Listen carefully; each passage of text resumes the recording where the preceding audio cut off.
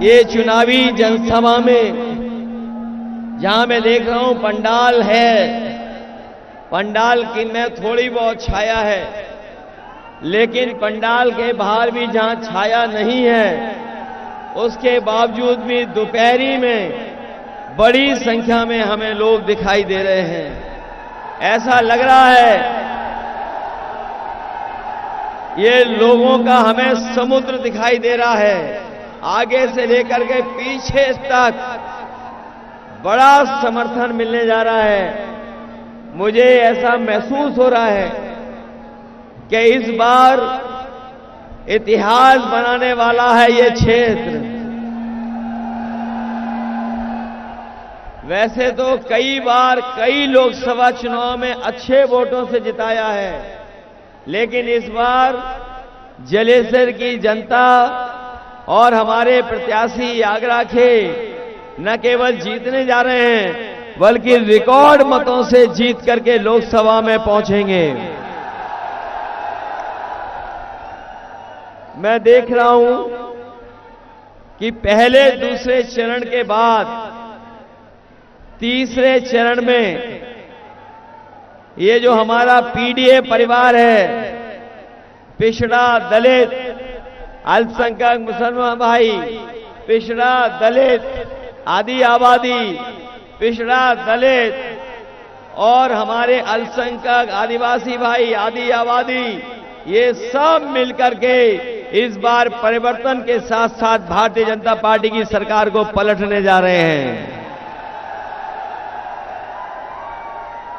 यहां के लोगों ने बहुत अन्याय का सामना किया है, बहुत भेदभाव का सामना किया है, समय समय पर अपमानित हुए हैं, अन्याय हुआ है, झूठे मुकदमे लगे हैं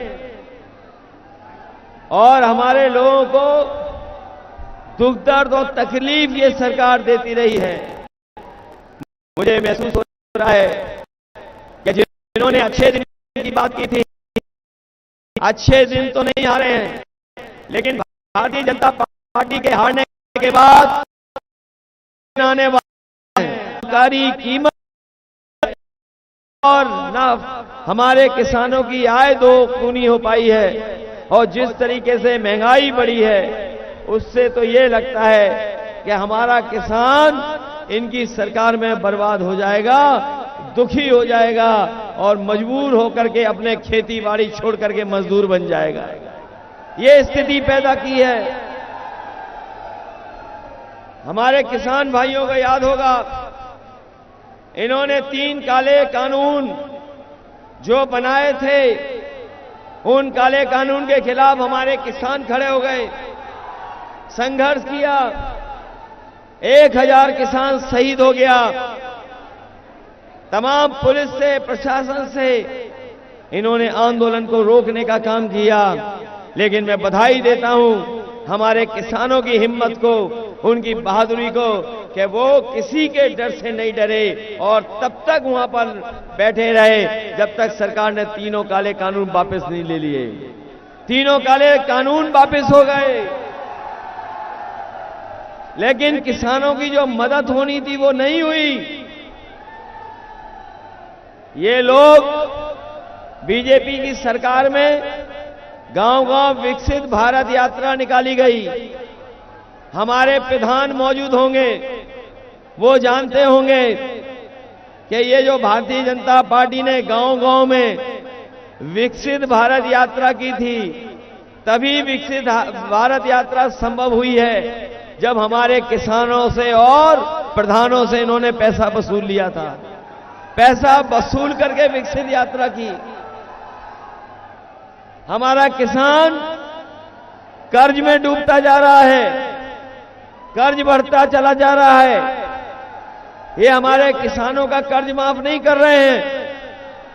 इन्होंने अभी जो फैसले लिए थे कुछ दिन पहले, बड़े बड़े देश के उद्योगपति जिन पे बड़ा कर्ज था, उन सभी उद्योगपतियों के 16 लाख करोड़ कर्ज माफ कर दिया। और जब इन्होंने नियम बनाया था, तो नियम ये बनाया कि जिन लोगों का 5 करोड़ से ज्यादा बैंकों का कर्ज है, उनका कर्ज माफ होगा।